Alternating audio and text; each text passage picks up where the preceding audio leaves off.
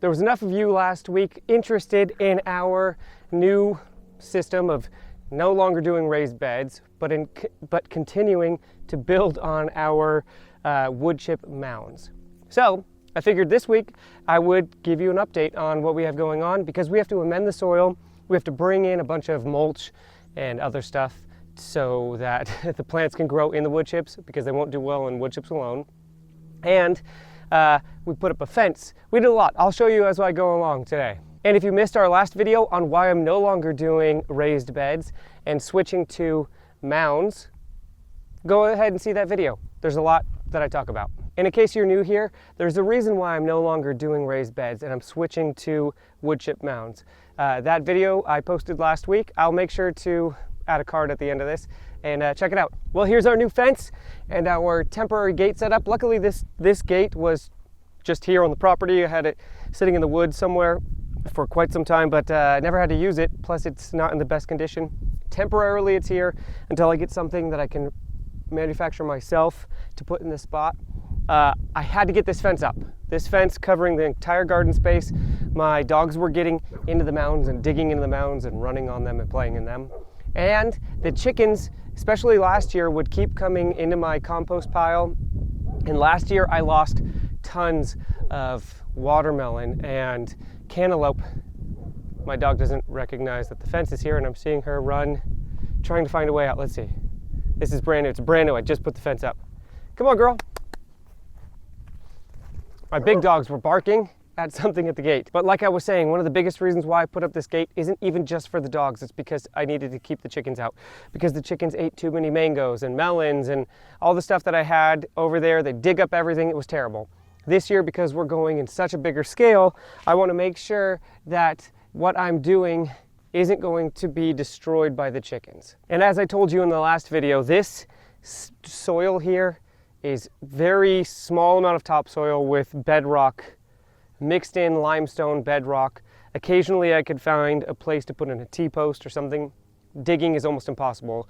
At best, I have about an inch of soil, and that's in the best, most prime position, and it's just not a lot. So putting in this fencing with all these T-posts was very tedious, and I didn't want to bring in a drill, so I had to find spots to do it, because I wanted to get this up so I could train the chickens not to go in there as soon as possible. And I needed to get all this soil to put in here too, but it was a lot of work. And then how cool is this? From that last video to this video, I got another wood chip drop.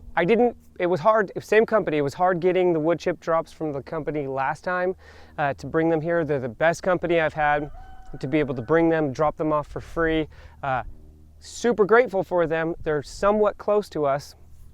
And as long as we keep bothering them, my wife keeps calling them, we could keep getting wood chips here. And we got one just the other day. Very cool. I'm gonna let this one sit for a little bit because it's not composted down, still a little hot. It's a very fresh tree that was just cut down, so they're still green inside of there. And it starts its own compost pile, its breakdown on fresh wood chips. You could smell it. Doesn't actually smell gross. It smells like a really sweet tree smell, depending on the tree. And so I'm gonna wait on that one. I'm gonna get the old one. We're gonna fill in some spots and get this done. Okay, this cat. You might be able to see that these wood chips right here, it's a little hard to tell in the video, I think, but it's a little thinner on this end than it is on the back end, because this is the last part that I was getting to, and I wasn't sure how many wood chips we would have. And I still have to have enough wood chips, hopefully for another row, and to fill all the walking paths. So I guess I skimped out on the back end a little bit. I need to put some more wood chips in here. Look at the chicken. I left the door open. But that's why I put the fence up so soon, so we could train them out. So we need to thicken some of these piles just a little bit. I tamped them down from the last video, and inside of this, we have a bunch of mushroom compost and pine shavings. I wasn't gonna do the pine shavings too much like I did last year for the raised beds because, well, we have all these wood chips. However, the mushroom compost will clump up and make it really hard for our plants to be able to make it, the roots of the plants to be able to make it through. So mixing it with the pine shavings will help keep everything more loomy. But we're going to take a lot of this today and put it on top of the bed space. We're going to spread a lot of this out across the top, depending on what I'm planting and where, because I also have a ton of regular compost. So here are my compost piles. I have one that's working a lot in the back, and this one is just ending its active stage in the middle right now. I'm gonna have to turn it. It's almost 80 degrees. It was just 110 degrees. So that has to be turned. But the point that I'm making there is that we have tons of compost, also regular compost, and then more compost. And I just moved this compost pile to here. So much compost. And the other thing that we did is, since we have all these animals, we did something called a deep litter method for their overwintering. If you're not familiar with these terms, overwintering means that your animals are going to be in a smaller paddocked area, keeping them away from a lot of their pastures, because especially with something like a cow, their pastures can become too muddy over the winter, and it could, well, basically look, so down here from my tire tractors right here, this type of thing happens with the hooves of animals. So as it's wet and there's no grass, nothing to hold on to the soil and keep it stronger and sturdier, what will happen is it will just kind of really till up and destroy your ground, and it makes it really hard for the stuff to grow back later. And it also compacts the lower layers, also making it hard for your plants. So what we do is we overwinter them. Let me go show you. And that overwintering is done in here. So we have this 3-acre pasture right here. And in this 3-acre pasture, we have broken it up with polywire, which is movable electrical wire, to less than 1/4 acre in this area, so that we can let our animals eat off of hay and keep them in a smaller area. There's some reasons why I did it in this spot, because it's also rocky over here and it needed some extra fertilization from all the animals. And it could benefit from hay cover, which is why the animals are doing hay cover. A lot of this is kind of somewhat permaculture ideas. And we also have back here behind the barn where a lot of them hang out over winter also.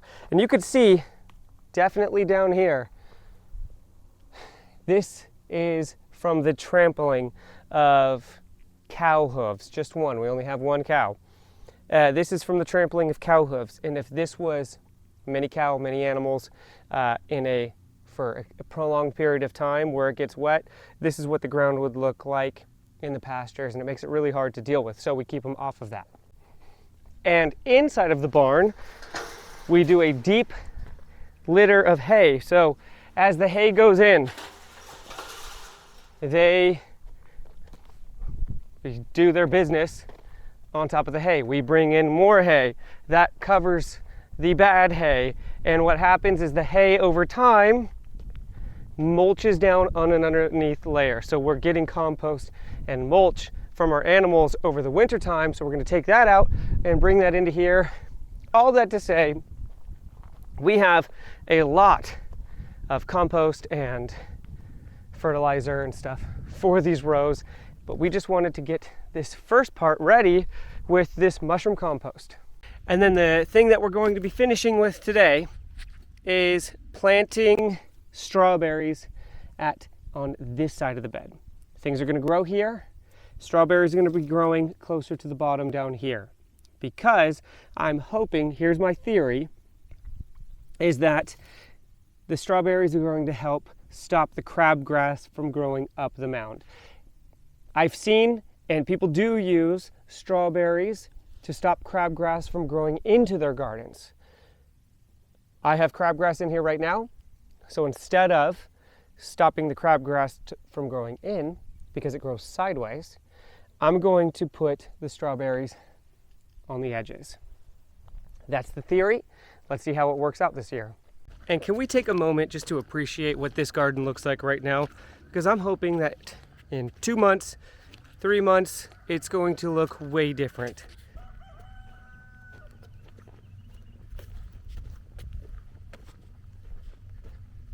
Starting this gardening journey has been a very interesting experience. It started putting in the greenhouse. I didn't even know what I would be doing with the greenhouse originally because I didn't come from a gardening or homesteading background. I knew none of this. I started my Instagram. That grew a little bit, and then I made some friends inside of this homesteading world, and I've really begun to understand what it means to have compost, how to make compost, really caring about your soil, really caring about the plants that you're growing because the plants that you're going to be eating. There's just been so much growth. I thought I knew tons when I first started. Clearly I knew nothing. So this year I feel way more prepared to do this. So I need to go and get this compost on top of the beds. I will give you another update later on this week because I know a lot of you were asking and excited to see this terrible, awful ground that's all rock be turned into a lush, growable area. I believe that it's going to happen. I hope that it does because I'm posting this on the internet. But before I go, let me show you these plants that I have. We've got our loofah started way early, but very excited. Sugar baby pumpkin. More tomatoes started, tomatoes, a bunch of stuff. Sage, some of this didn't get watered this morning, so it's not doing well. Tomatoes, tons of stuff. A bunch of different types of flowers. And then even more excitedly, we have, I think there's like 30 or so figs here. So they're all dormant. They're sitting in here inside of water, hoping that they could, I'm hoping that they're going to sprout, get roots. And then, that's it. Oh, and tomatoes. We're starting our seed tomatoes. We've got them cut and they are waiting to go in the ground. And don't forget, if you didn't see the reason why we are not using the garden beds anymore, but we are doing these raised mounds, don't forget to check out that other video. Bye.